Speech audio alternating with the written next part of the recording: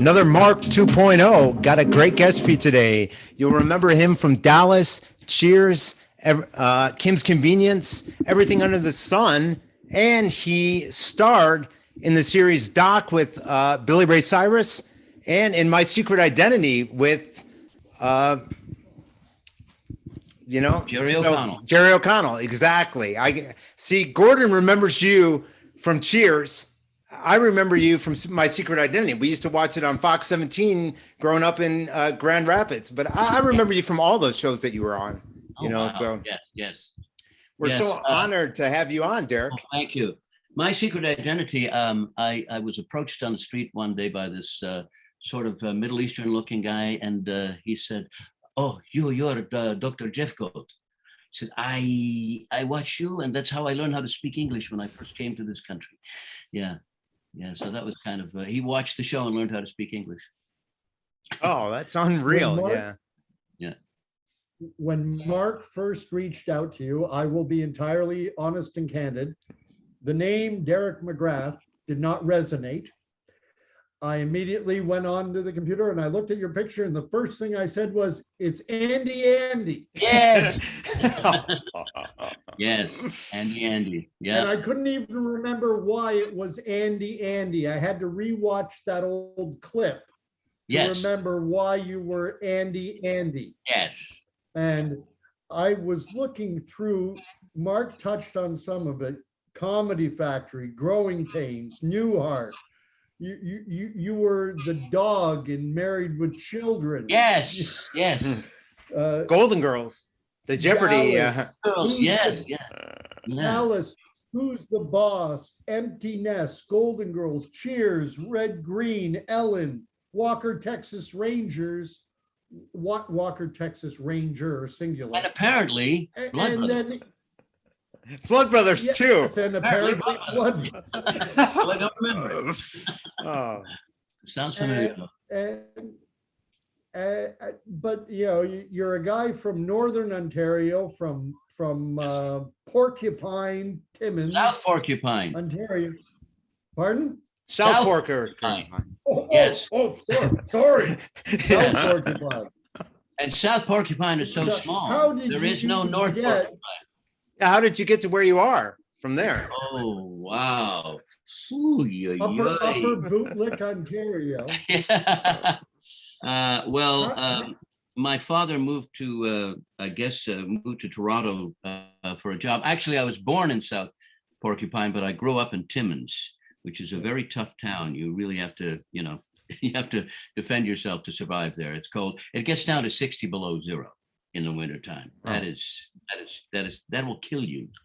So my father got a job in Toronto, and when I was about, about 15, and we all moved to Toronto to join him there, and that's what brought me to Toronto. And then after that, I started doing high school plays, and then some amateur stuff, and then some semi-professional stuff, and then I finally got a professional role. I think my very first professional role, I played Linus in You're a Good Man, Charlie Brown on the play. Oh, yeah. That's great. Yeah. I really don't think you have anything to worry about, Charlie Brown. After all, science has proven that a person's character isn't really established until he's at least 5 years old. But I am 5. I'm more than 5. Oh, well, that's the way it goes. Those are the opening lines of My Secret, no, not My Secret Identities. Yeah, You're a Good Man, Charlie Brown. Yeah. You must have been a child actor on Al Waxman's old King of Kensington. I don't think I ever did an episode of King of Kensington. I did something right after that. Of course, I can't remember Blood Brothers, so if I can't remember Blood Brothers, why would I remember? But I did work with Al as a director. The very first time I worked with him, he fired me because I was supposed to be an extra. And then there were his lead actors it was a movie, and his lead actors were coming out of the a bar, and I was just supposed to be like hanging out by the side of the door on the door frame. just an extra. But I had given myself a backstory and what this character was going through, why was he at the bar, and all that stuff in my head. So I was playing like I was quite drunk. and so Al came over after a take, and he said, you probably you're an actor, aren't you? I said, yes. He said, yeah, you're not an extra. You're fired. Oh, that's great. Role. So anyway, eventually I did work with him. He directed some episodes of My Secret Identity, and other episodes afterwards that I worked with Al a couple of times. Yeah, it was great to work with him. Yeah. Very good.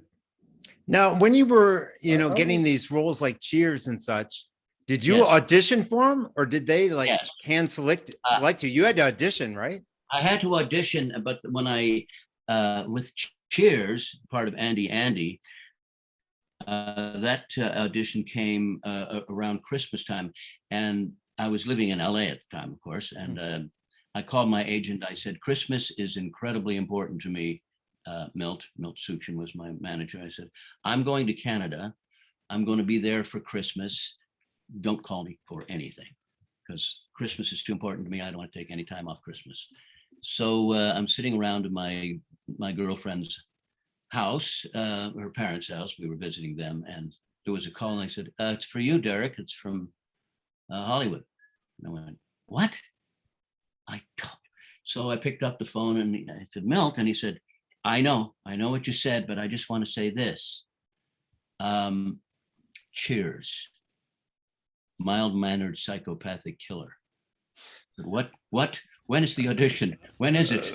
Okay, I'm there. And when I read the script, it's a funny thing. When I read the script and I just said, you know those little toys you used to get that had little holes, and they had these little BBs, and you like the face of a clown, and you had to make all the little BBs go into the little holes. Well, that's what it was like when I saw that role. I thought it just went click, click, click, click, click, click, click.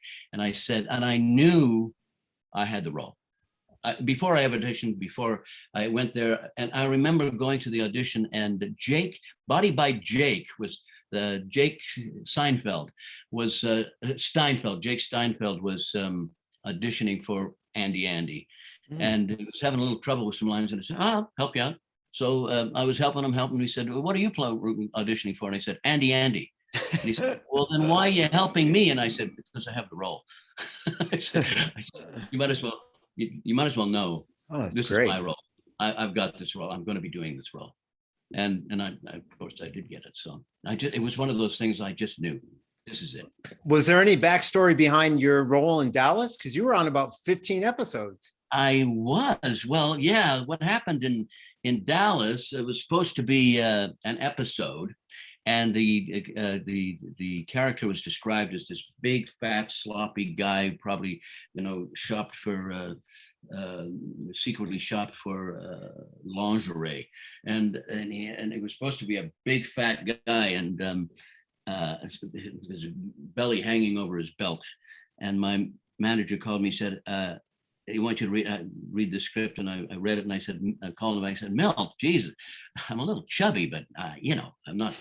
What are you trying to say? Have I gotten really that heavy? And he said, no. I just have a feeling. I think you should go read. I know you don't really fit the description, but I just have a feeling. So I went and I read for the part, and on the way home, I got a call from him, and he said, how do you think it went? And I said, well, I think it went okay. I think, here's what I think. I think they think I'm a good actor and not right for the role. And he said, that's interesting, because they just called to offer it to you, and they want you to do an extra episode. I said, what? Wow. So then I did those 2 episodes, which turned into 15 episodes. Yeah. And that was so much fun to do. Because Cheers in Dallas, you can't get any bigger than that in the 80s. Oh, those were pretty big. Yeah. I really wanted, but they always hired me as a guest artist on Dallas, which means they paid me $2,500 for the week. Whereas I was working with people with like Victoria Principal, who was probably making $40,000 or $50,000 a week, and I had more lines than her and more scenes. And I'm thinking, well, why is this? And my manager would say, guys, you should, give him a contract. And they said, well, no, we're not going to give him a contract. He should feel pretty honored to be part of Dallas. And my agent said, well, you guys should feel honored to have him on your show. Exactly. Anyway, so what ended up happening, they would call me on a Friday night and say, all right, they'd call my manager and say, all right, so Derek's flying out Friday. He'll have a costume fitting Saturday morning, and then Monday he shoots. Or sometimes I'd even say he's flying out Saturday night or Sunday night, and then Monday he would go for a quick wardrobe, and then he goes and he's shooting. And so they said, okay, and then you'd sign a contract for that episode. So then along came My Secret Identity. Yeah. They offered me the series, which I turned down about 4 times and eventually accepted. So they didn't have a contract with me in Dallas. So they called me of a Friday night. They called Milton. They said, okay, so Derek will be flying out Friday night. And then they said, no, he won't be flying out Friday night because he's not available. Long pause on the phone. What do you mean he's not available? I said, well, he's doing a series that he's shooting in Canada, My Secret Identity. And so he's not available. He's not available. I mean, they had a whole storyline based on with Linda, and so Mrs. Ewing. So all of that they had to obviously go back and rewrite all of that stuff. But they didn't have a contract, and these guys offered me a series. I took the series, so. And then I did that for 3 years or something like that. But yeah, 3 or 4 years. It was great. Sure somebody got. I'm so glad that you did, because we were so entertained with you and Jerry. And wasn't Kathleen Robertson's dad a part of it? My Secret Identity. I think he was in an episode. The one from 90210. Yeah, I think she was in Blood Brothers. But I don't know that she was. No, I don't know if she was in Blood Brothers. Yeah, that's a good one. I don't remember how many years ago. Was that. But that was my first flush with, if you will, stardom. I was the star. I had the top billing. Although really, Jerry had the biggest character, but I had negotiated top billing. Anyway, it was the first time I'd ever done a TV series as a regular, as the principal, as the star of the series. And I would come out in the winter time and my car would be running. And they said, yeah, we took it up and gassed it up, and your car is ready for you to go. And, and they would bring me food and stuff. And I thought, wow, this is, and I remember going in there to the wardrobe department. They said, hey, Derek, if you've got the laundry, just bring it in here. We'll do it for you. It's like, wow. Really? And all that was going on. And then, so that happened for 3 years. And then the series went away, and I felt like I couldn't do anything. Wow. To shop myself, because we had catering on the set all the time, and I didn't know how to shop for myself. I didn't know how to do my laundry. I'd forgotten. I just didn't have the energy for it, because somebody had been doing it for me all this time, so I had to relearn that. And then when a Doc came along, I said, well, I'm not going to make that mistake again. And within about 10 days, I said, hell with that. And I let them do everything for me again. But yeah, is that a Canadian flag you're wearing right there? Yeah, it's a Canada shirt that I got in Toronto. Yeah, I was in Toronto February 2020. So yeah. Yeah, in honor of our little rendezvous here, you are this? Yeah, you know what I mean. It's just felt fitting to wear. What do you think? I think it's great. I'm honored that you wore it. Yeah. Now, are you recognized in the store? Like when you go to the stores and such, or? It comes and goes. Like sometimes if I'm, if I've just done something or something, well, my friend Wendy, when I go up with her, she says, well, you just got recognized or something, but I don't always see it. I'm like shopping for pink grapefruit or something, and she'll say, oh, you just got recognized. And sometimes people will ask me for an autograph, but now I'm part of this little community, so I'm kind of known, so they don't come up anymore, although there's occasional jokes about it, but yeah, it depends. I haven't been, when I have something on the air, like Kim's Convenience or something. Kim's Convenience, yeah. But you know, my look really changes a lot. In Kim's Convenience, I have that I huge know. beard, and now I've got this, and I've got no hair. So yeah, so it's very different.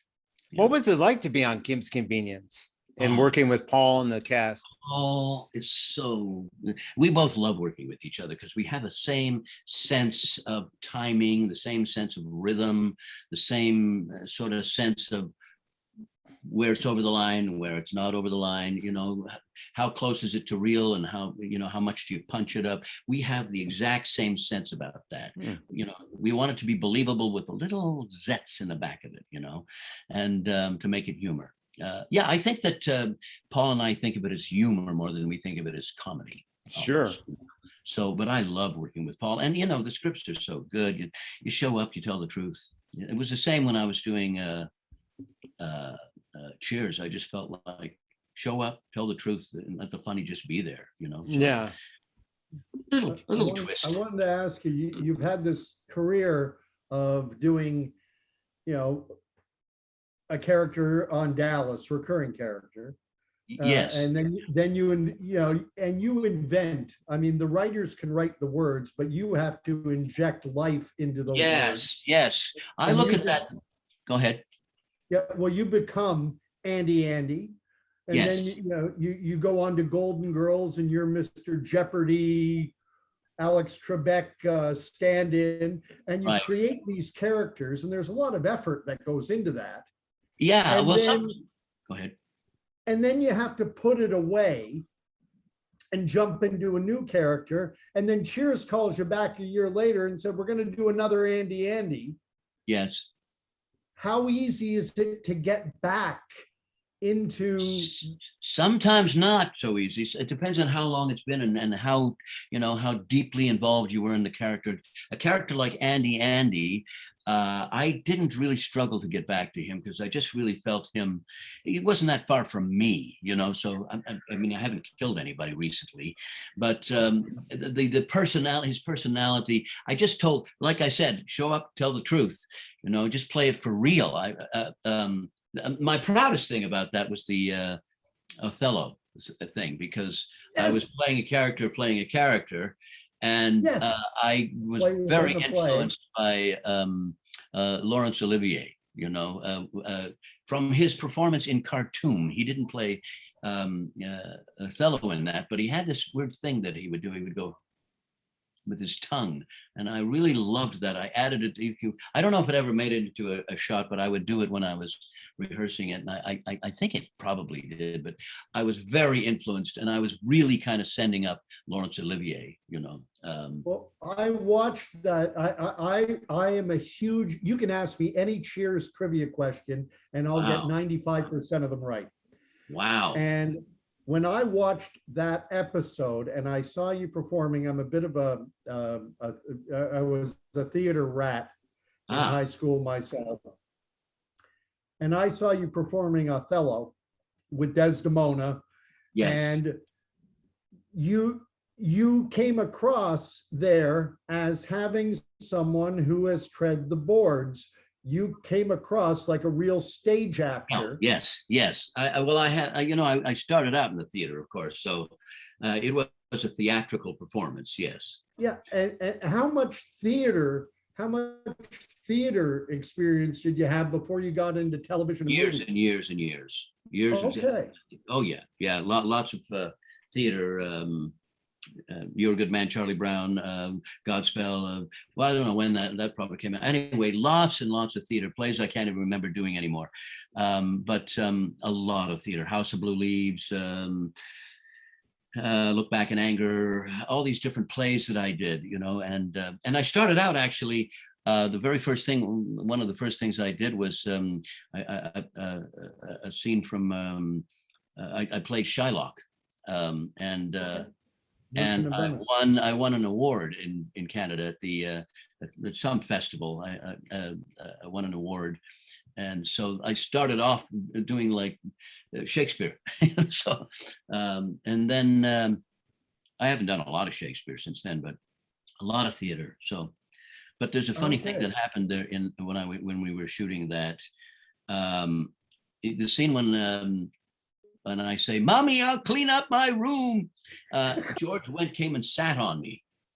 Who? And oh yes, George and Cliff. yeah, Cliff, yeah, the postal guy, and he's a big guy, and I swear I thought he was going to kill me. I mean, all that weight was sitting on my stomach, and wow.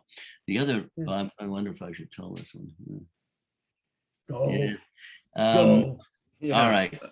So Diane, what was Shelley? Shelley Long. Shelley Long. Yeah, we were doing the scene when I strangle her. So Yes. you block the first day, and then they come down. All the guys from the writing room and the producers, they all come down and do a run through. And so we did the run through, and I had just done the strangulation scene. And Brandon Tartikoff, who was then head of NBC, came over to me after I had done strangulation scene, and he said, "Derek, you know what you just did there?" And I said, "Yeah." And he said, "I've been wanting to do that for years." Oh, wow. That's between. I always found it really.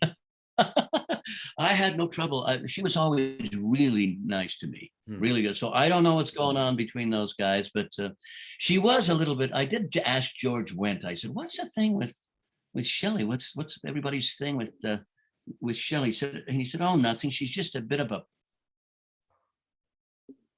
perfectionist." He said it like he was going to say something really horrible, but I do know that sometimes we'd be running along and the rehearsal is going and going, and very often she would go, "That line, I'm not sure, it's running beautifully, it's playing," and she would always stop. "I don't know about that line. You think that's a good line?" Blah, blah, blah. She would stop. And I think that was probably something she did an awful lot, and I think it frustrated the hell out of everybody. But Okay. I was thinking maybe it could have been contract negotiations. The who head of knows? NBC. Maybe. I think It's a she good made way to end it. up that show. I think that was a terrible mistake on her part to give that show. Mind you, she might have, maybe she's happy as a clam and doesn't miss the business at all. But I think when you have a wonderful, brilliantly written show like that, and you're a part of it, boy, I think you want to ride that for as long as you can. It's such a privilege to deliver lines, that the kind of lines you get and the kind of characters you get to play in a show like Cheers, which is part of American culture, a huge part of, Sure, yeah. a big part of American culture. I think, boy, it's such an honor to be part of it. I would want to ride that as long as I could. Yeah. And I know for me, Derek, I've worked on, I've done a lot of extra work when I was in LA, and I had the privilege of working with, Ted Danson on CSI Cyber, and he's just great. Great He's guy. unreal. Yeah. I worked with LL Cool J too, who you worked with, and he's such a great guy, especially with the fans. Yes. He's so great. Yeah. Oh, yeah, that's right. I did. I forgot In the all house, about that. yeah. In the house, Alfonso yeah. Ribeiro, yeah. Yeah. Alfonso could dance, man. He would start off before we would get, you have the live audience, and so he would go out and entertain him a little before we would actually start shooting. And he would do these, the moon dance and do all these things. He was an amazing dancer. Well, he was in the Michael Jackson Pepsi commercial. Oh, was he? He was in one of them, yeah, in the he got 80s. his head burned? Different one after that, a few years after that, yeah. Okay, all right, yeah. His hair caught fire, yeah. Jeez. There are certain actors who have a certain energy about them. Yes. You remind me so much of two, and I'm going to be showing my age. Go ahead. One would be Jack Lemmon. Jack Lemmon, yes. Go ahead. And the other one would be Richard Dreyfuss. Yes, I see that. People used to say to me sometimes, they say, "Hey, do your Jack Lemmon thing." I say, "What Jack Lemmon?" I don't know what they're talking about. But I would do, there was a certain energy. I don't know, I don't really play those characters as much as I did when I was younger. Man, I've seen stuff I did when I was young. I think, how the hell did you do that? We have some friends here. They look up my old commercials or something, and I'll do these running things, a moving, walking thing where I'm just rattling off lines, and I think, oh wow, I don't think I can do that anymore. It's a different energy. I play more like Frank in Kim's Convenience now. You know, more Yeah. those kind of more Now older you're more characters, if you will, much older characters. Yeah. What was it like? What was it like to do these movies that filmed in Ontario, like Fairfield Road and some of the other Hallmark ones? Because they filmed in the smaller towns, that's right? a good one. That's a good one. Well, they filmed that one in Hamilton. A lot of that in Hamilton. You know where Hamilton is? Hamilton is about an hour out of Toronto. That's about right, isn't it? About an hour. About an hour out of Toronto, on the lake, and the little lodge where we shot at, that was right on Lake Ontario, and you know, and when the weather is nice, it was just really wonderful. I like to work anywhere, and frankly, it's kind of nice if you don't have to get in an airplane and fly all the way to. I've also worked in Vancouver. That's a long flight, but yeah, I just did. I worked in Vancouver, doing The Good Doctor. Oh yeah, I know that show. Yeah. And the funny thing about that, I was hired there to be there for 12 days. And I really actually only probably worked about 3, because all my scenes you don't have to do a lot of setups because they're all in the same place, all in the hospital or in the bed or whatever. So I remember I had to go get my COVID test the day before I started shooting. And the driver was taking me back to my hotel, and I said, you know what I'm going to do while I'm here? I'm here for 12 days. I think I'm only shooting for 3 or 4. So I am going to check out I'm going to go to every good restaurant that you have every single night. I'm going to a different restaurant, and I'm going to have the most wonderful meals and go to all these wonderful restaurants. And he said, well, you better go tonight. And I said, why? He said, we're going to total lockdown tomorrow. Oh, geez, yeah. That means in my hotel room. Fortunately, I had a kitchen there, and there was a really good grocery store right next door to it. But man, no, that's that made my stay very long. Yeah. When was it? Go ahead, Mark. Oh no, I was just going to ask. When was the last time you worked in LA? Then has it been years? Worked in LA. Wow, yeah, years and years and years ago. I don't even remember what I did. I think it was wasn't it Blood Brothers? I think is what I shot. Yeah, that's a great one. All right, we've wrung everything we can out of that joke now. No, it's all. Hey, let's move on to another joke. But yeah, I can't. What the hell did I shoot in LA? I know that I went back there for an award ceremony when I did Doc, the show an award, and a bunch of us got awards. But I went there for that, and I don't think I've been there since. I don't remember what I last shot. It might have been. Oh boy, I don't know. I really don't know. What's the football one? You might know this. Which one? What was the football one with Ben Affleck in it? And Matt. Oh, you should know this, Gordon. Against the Grain. Okay, yeah.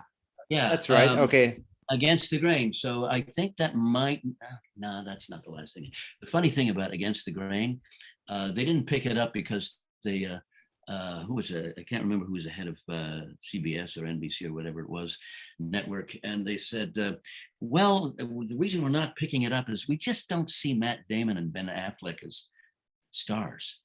We just don't think, we don't see them on the front of any magazine covers. We just don't think that we just don't think they have that star quality. Well, are you thinking about that now? It's like those guys down the Beatles. Remember the Beatles had an audition. No, not the Beatles. Crosby, Stills, Nash and Young had an audition in London, England, and they sang. I've seen the take. They filmed it, and they sang beautifully, like they did with those amazing harmonies. And they said, nah. He passed on them. It's like, well, I think you probably regret that now. Yeah, and you had the opportunity to work with David Crosby on Ellen's sitcom. Ellen, yes, the rock and roll school. That was a great episode. Yeah. Yes. Well, Aaron Neville, Bonnie Raitt. I mean, and that was the episode where where Ellen came out and said, "I'm gay." That was the episode that she announced that. Oh, okay. Yeah, so that she had a lot of people there. Yeah, Aaron Neville was part of that. Jeremy Piven too. He's a great actor. Yes. I've worked with him. Oh, Jeremy Piven is a wonderful actor. He's very talented. He should be working more and more and more than he is, because he's a brilliant actor. I think he is. Anyway, so I went to the audition. And I brought my guitar and I played and I sang. And they said, yes, all right. You sing well, you play well, and we like what you're doing. I think the character's name was Harry.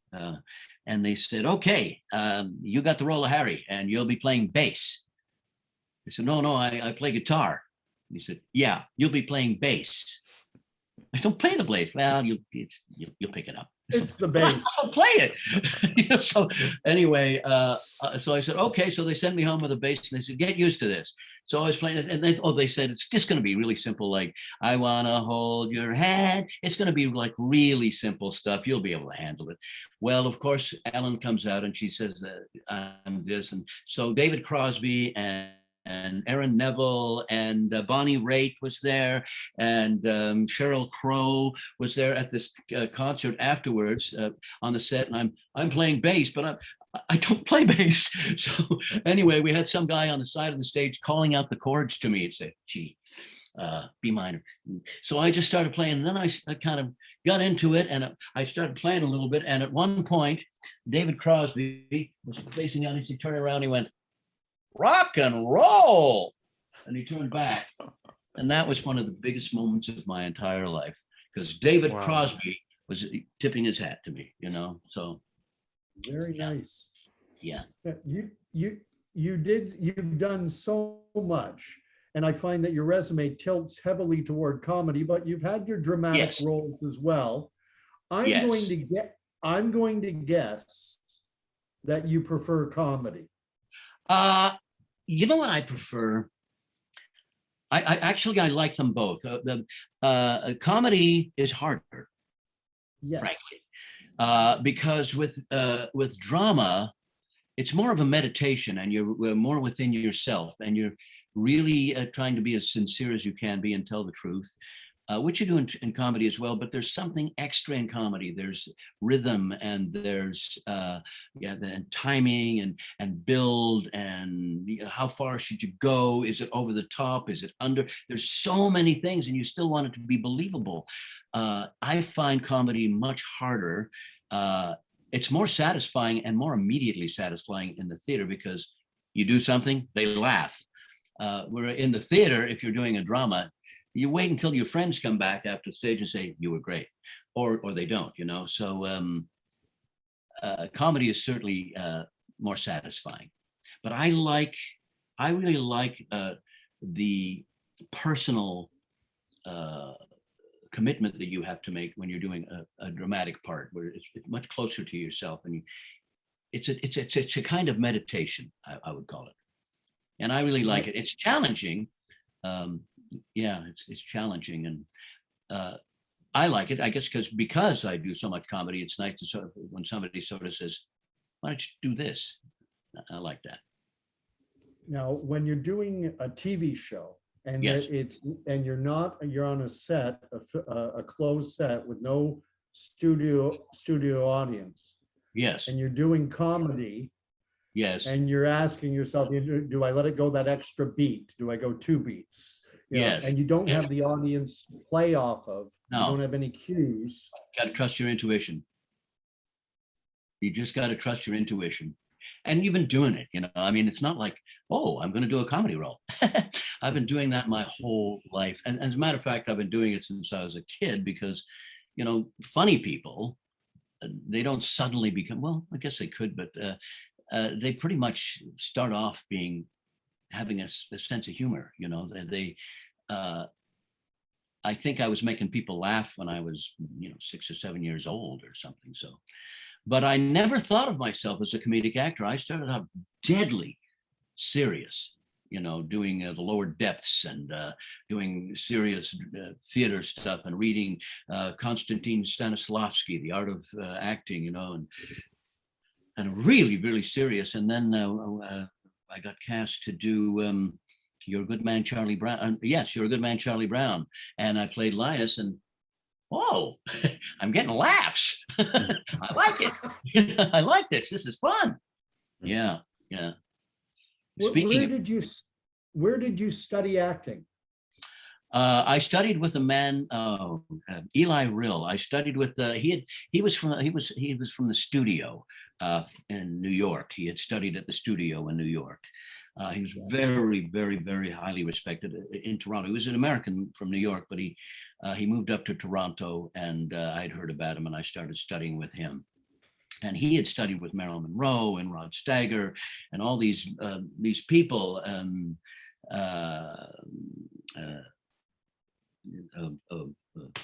Brando, so all these people.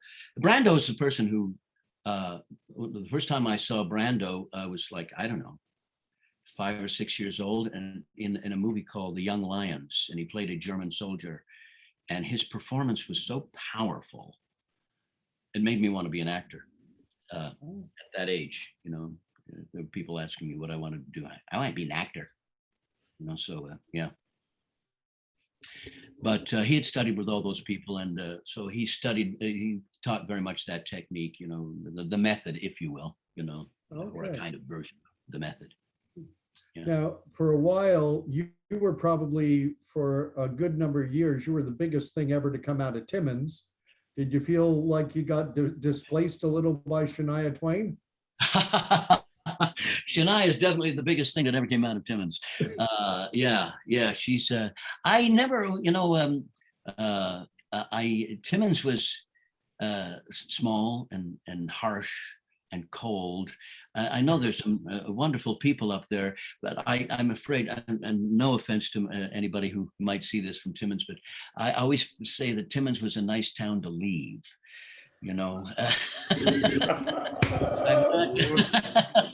I don't miss Timmins. I did go back. I don't want to insult Timmins. Whoa. Let's see who has Derek insulted so far? Shelley Long, Timmins. I'm kidding. I'm joking. Yes. No, I have no desire to go back and freeze in Timmins again. Yeah, that was hard. I remember hearing on the radio one day, I think I was in grade 1 or something, and I listened to the radio. Hi, it's John Anderson on CKGB. A little chilly out there today. It's 60 below zero. So you might want to think about if you want to go outside at all today. It's pretty chilly out there. And if you do have to go out, you might want to drive. And if you have kids going to school, you probably want to drive them. And if you can't drive them and they've got to walk to school, well, tell them to keep moving. Because the tendency is for the little tykes to get a little sleepy and they lie down, and well, gosh, they just don't wake up again. So you might want to keep that in mind. And I'm saying, Ma, are you hearing this? Go to school. You got to go to school. So they'd walk out and it would go squeak, squeak, squeak. You're from. So and I'd breathe it. Your nose would stick together, and you get a band across your head. And you get icicles in your eyelashes, and it was just, I don't miss Timmins. I'm sorry, guys. You guys are tougher than me. I miss Timmins. Live in Timmins. God bless you. I'll tell you something, Mark, to give this some scope for you. I lived in North Bay. Yes. And North Bay is about 3 hours straight north of Toronto. Yes. And then if you want to go to Timmins, you're going about another 3 more hours. 2 or 3 more hours. Yes. Yeah. Yes. So, and when I was in North Bay, I remember hearing that at 20 below, your spit will freeze when it hits the ground. Yeah. And at 30 below this, and at 60 below, that is so cold that the Jehovah's Witnesses will stick to your screen door. I think you've offended Jehovah's Witnesses. Yeah. And I Yeah. thought West Michigan was harsh growing up, over in Grand Rapids. Yes, yeah, wow, yeah. Yeah. Oh, it is. We used to have bears coming to town, up in Timmins. Yeah.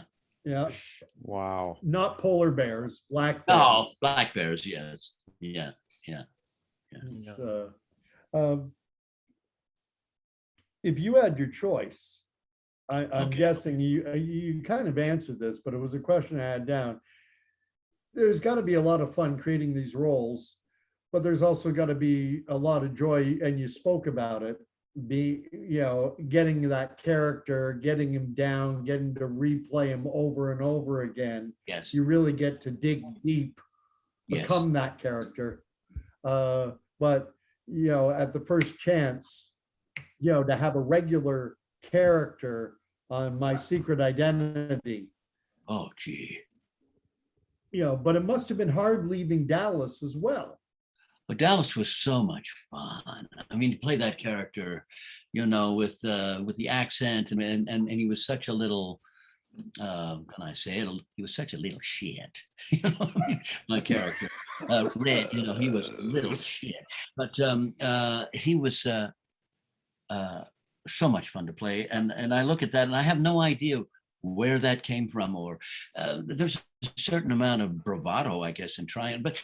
You go to the audition and you throw it out and you get it. So that gives you a little courage. What's really scary sometimes is that I'll read a role and have no idea what I'm going to do. And sometimes even after I've been cast, I've been to the audition and go, now what? Now I've got to do this.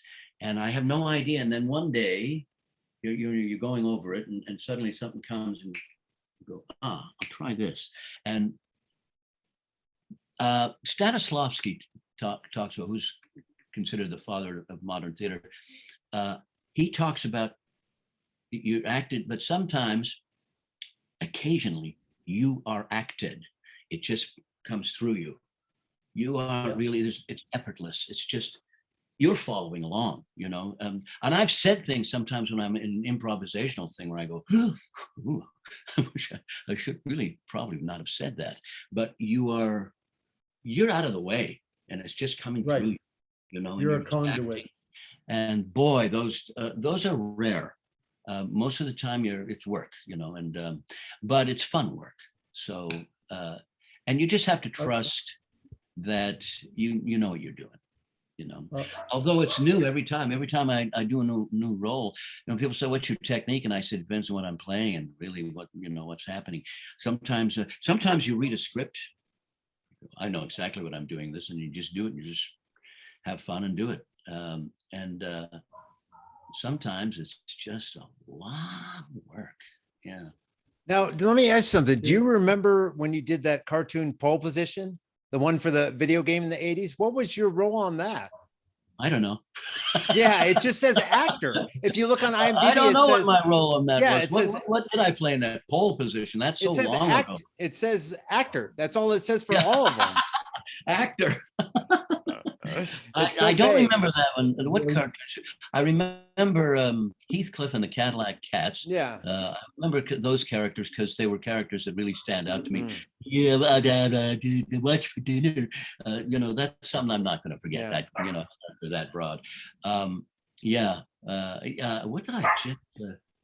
And you played the voice of Mr. McFeely on Daniel Yes, Tiger's. Yeah.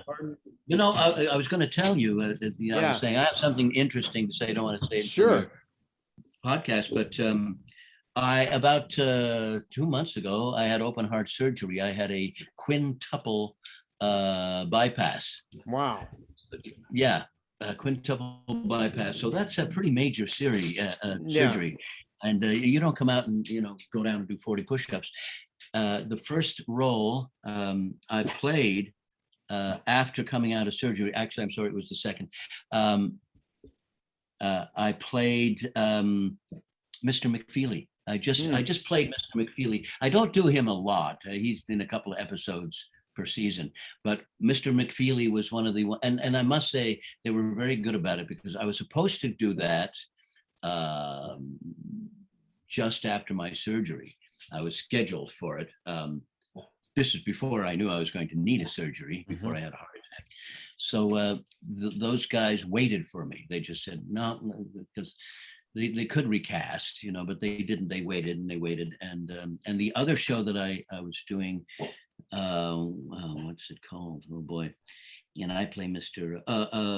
Unicorn Academy. That was I don't know if that's come out yet, but they decided to redo the entire season, and they changed. They recast almost everybody. They did not recast me, I'm glad to say. Yeah. But they also said, we're just gonna. I said, well, how long can they wait? Can you wait? And they said, when you're ready, we're ready. So that was That's amazing. great. Yeah. Yeah, that was really amazing. Were you ever asked to do Corner Gas at all? Because I think you'd be No, I wish good for I that could show. have- You worked Yes. with Fred though on Dan for Mayor. Yes, yeah. I did Dan for Mayor. Actually, no, not Dan the Mayor for Mayor. I did She's the Mayor. Oh, There were a okay. couple of mayor things, and yeah. Did I work with Dan on that? I don't think so. Fred he- Fred Dan- from Corner Gas was on that. Yes, yeah. I don't think I had any scenes with him, but I see. Yeah. yeah. It's kind of political there, though, because you've got Corner Gas was a CTV production. Yes. How could you have the Reverend from Little Mosque on the Prairie moving down to Dog River? Because you were also Oh wow. Yeah. That was so much fun to do as well. Reverend McGee, but I did only 3 years on Little Mosque, and then they wanted to go with a harsher, harder edged character, so they went. I can't remember his name. Brandon Furla played a reverend on that, and he was harder edged, but there was I was very encouraged that and honored that there were about 3 or 4 websites, bring back McGee, and they had a lot of people sign on to that idea, but they never brought back. Well, they brought me back for a couple of episodes, I think, but that was it. What was it like on Doc? Working, Billy Ray Cyrus must have loved working with you, and it's family entertainment, and Yes. it's a regular role. Yes. Doc is that kind of show, that kind of role. I like playing the humorous guy, not the comedic guy. I like playing comedic guys, but the humorous guy on a drama, which is what Doc was. It was a drama, but my character there was a lot of humor with my character, and I really liked that.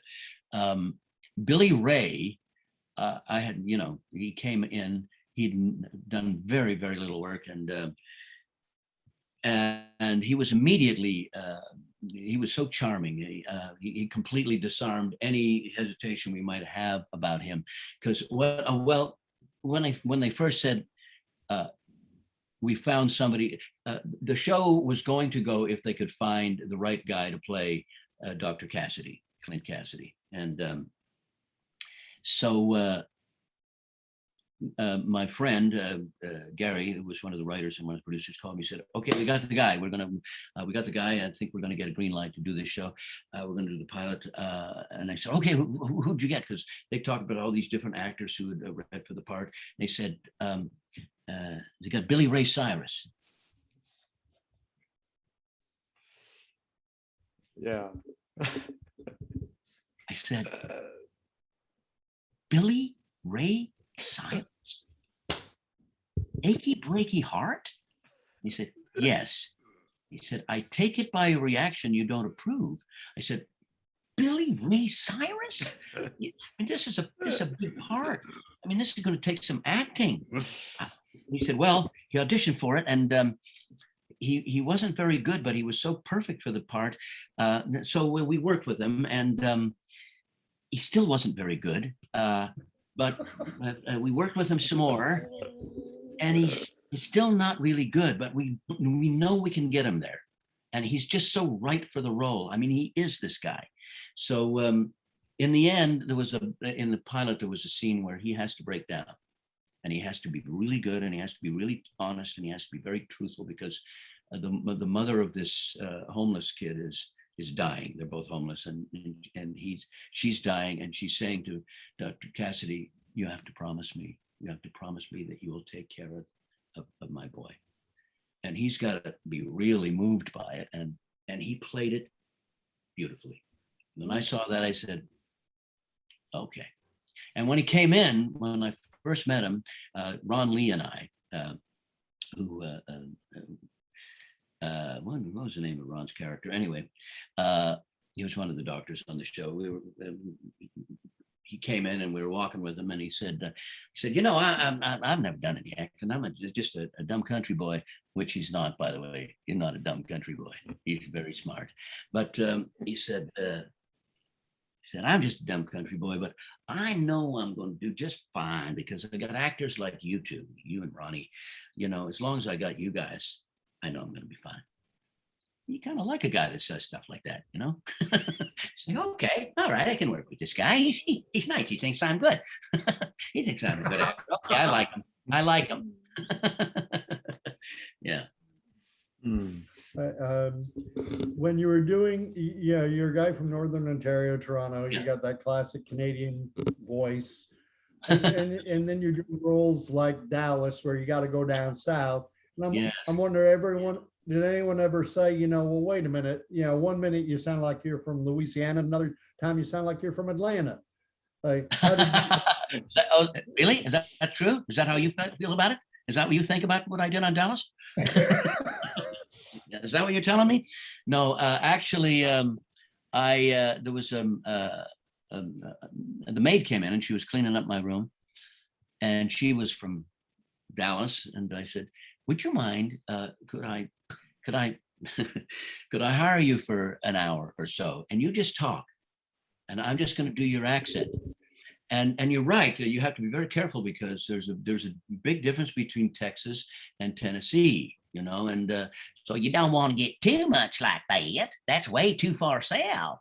And I noticed that people like JR, it was very subtle. It was almost no accent. I mean, a tiny bit.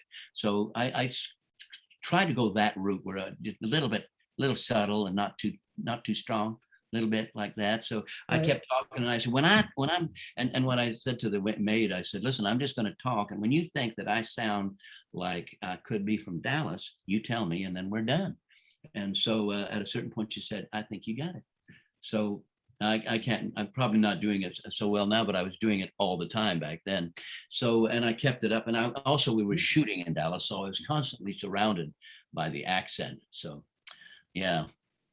But accents are tricky. If you can't do them, you shouldn't. I think if you can't do an accent, just do yourself, because look, we buy English actors playing, Polish characters and stuff all the time. And they're speaking with a thick English accent, and we still buy it, much more so than we do with an American for some reason, doing the same thing. I don't know why that is. I guess it's just a tradition of English actors playing foreigners, but with an English accent. Like, what's his name? Sean Connery playing a Russian captain with a very thick Welsh accent. It's like, what? Or Scottish accent, sorry. Yeah. Oh, very good.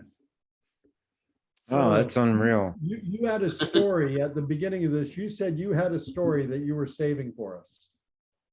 Oh, that was it. I think that was it. There was something interesting. I was saying that I just had open heart surgery. And okay. Yeah. All right. And what is coming up for you now? I mean, you've had 10 careers already. Yeah. Yes. Yeah. But you're not slowing down. You still got work in there's things in post-production that are coming out. Yeah. Hopefully. Yeah. What have you got planned for well, I have nothing on my plate right now. I just did an audition for something, The Little Pony or whatever. Anyway, for some cartoon work. I've been doing some cartoon work, and I think I'm going to be doing, I think I have a regular character on this new cartoon series, Unicorn Academy. Yeah, I think I have, I think that's going to be a recurring character. I'll come back and do some more of those. In the meantime, I'm okay with that. I don't need to be working constantly. I'm 72 now, and I love my farm. I live on this farm, and I absolutely love it. So I like to keep my hand in and keep working, but I don't need to be working all the time, really.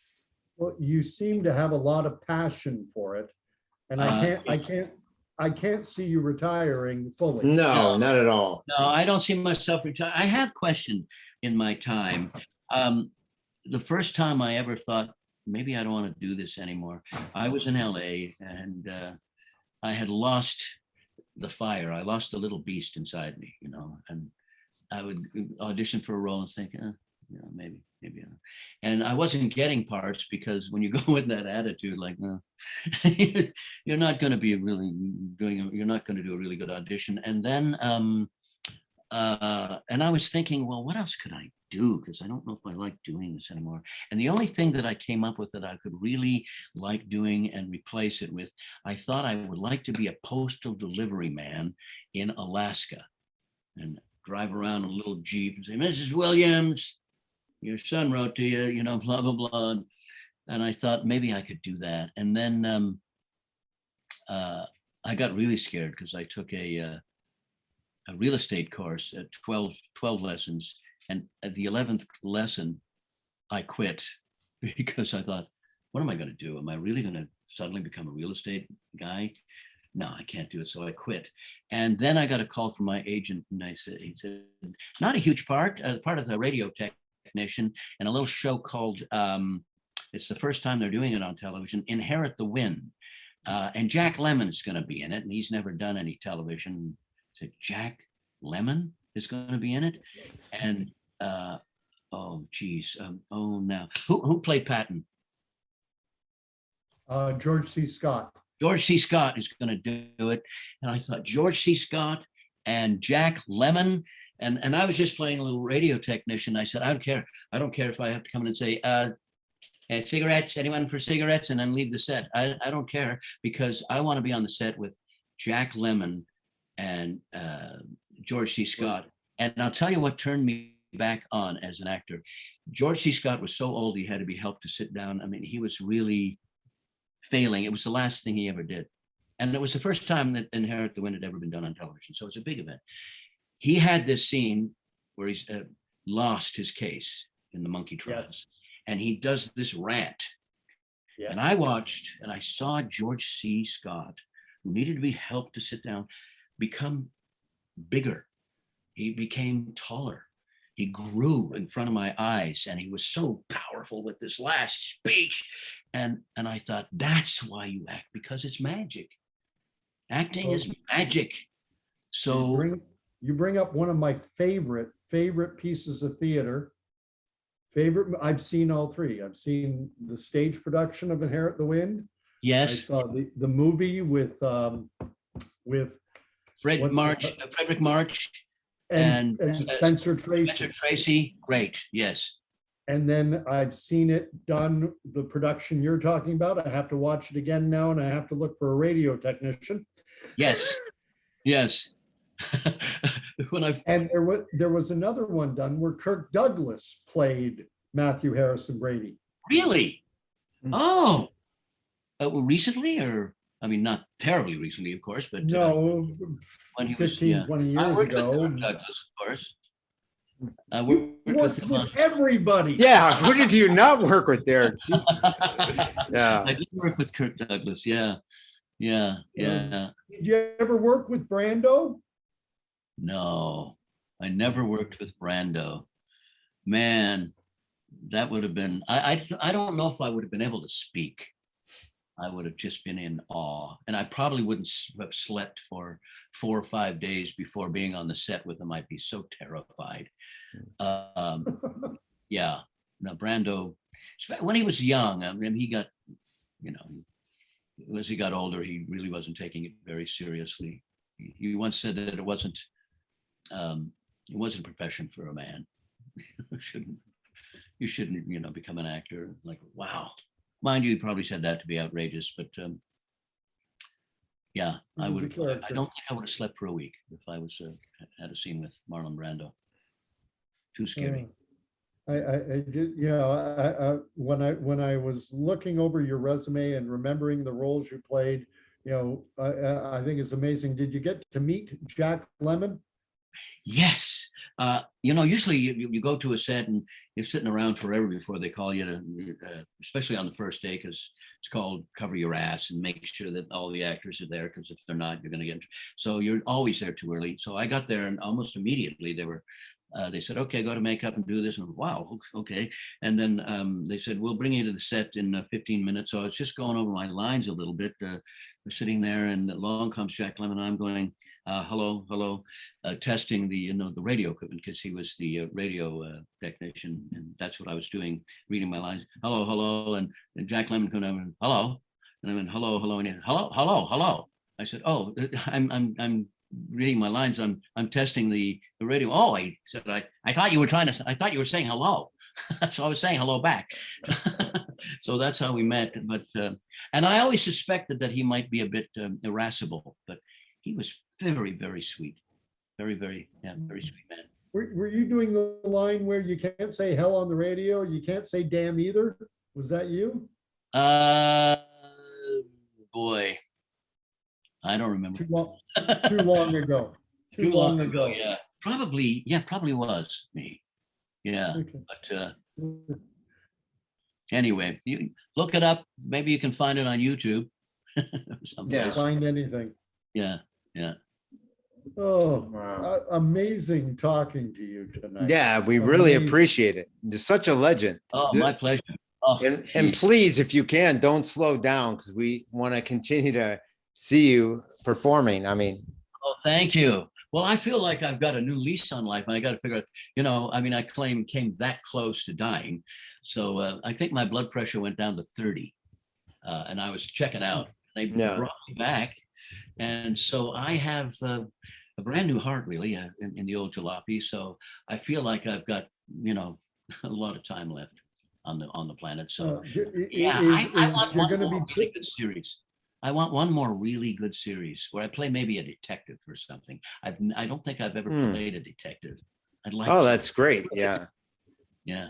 Somebody like Columbo, Oh, that would be. Yeah, I know what you mean. Oh, very good.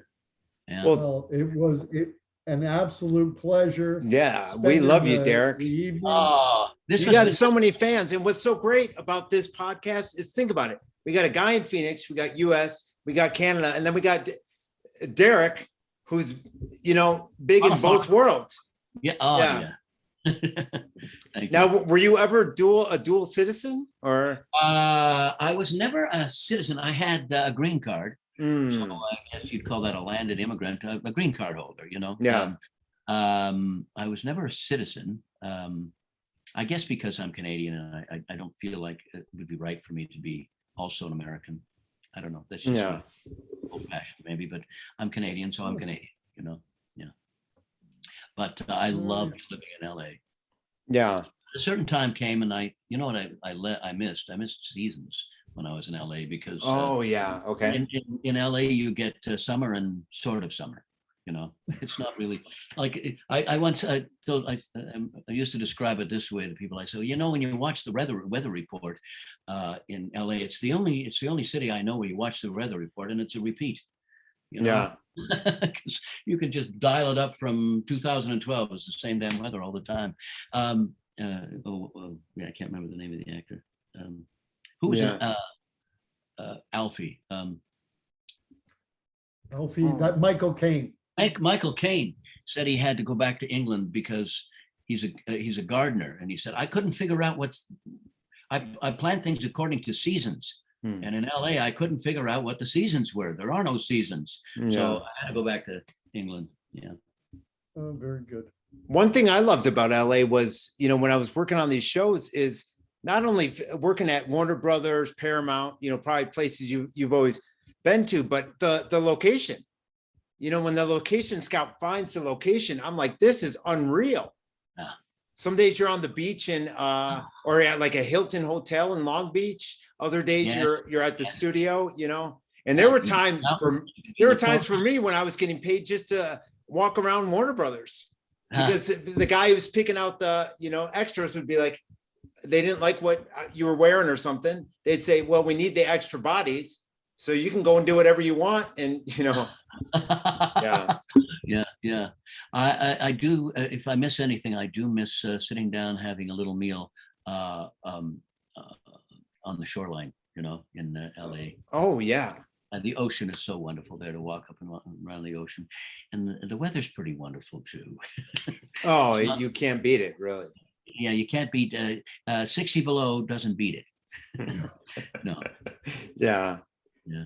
Well, we really appreciate you coming on, Derek. Thanks so much. Derek McGrath, everyone. Check out all of his works. Go to IMDb, check out Kim's Convenience, check out everything he's been in, Yeah.